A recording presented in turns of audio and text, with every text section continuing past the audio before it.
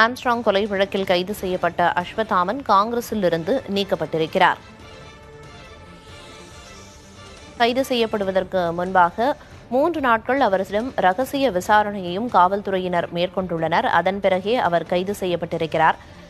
கைது செய்த விஷயம் வெளியே தெரிந்தவுடனேயே காங்கிரஸ் கட்சி அதிரடி நடவடிக்கையை எடுத்திருக்கிறது. அஸ்வத்தாமனை கட்சியிலிருந்து நீக்கி நடவடிக்கை எடுத்திருக்கிறது காங்கிரஸ் கட்சி.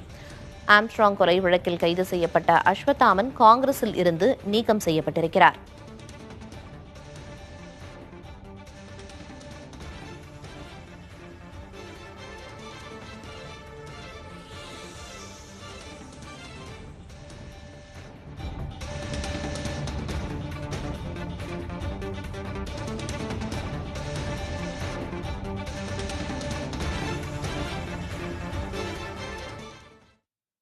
இலங்கை அதிபர் தேர்தலில் இலங்கை பொதுஜன பெரமுன கட்சி வேட்பாளராக நமல் ராஜபக்ச அறிவிக்கப்பட்டுள்ளார்.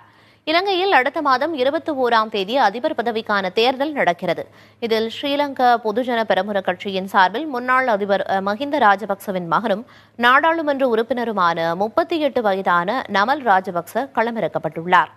மஹிந்தவும் கோட்டபயவும் தேர்தலில் போட்டியிட விரும்பினாலும் போதிய ஆதரவு கிடைக்காது என்பதால் தங்கள் வாரிசான நமல் ராஜபக்ச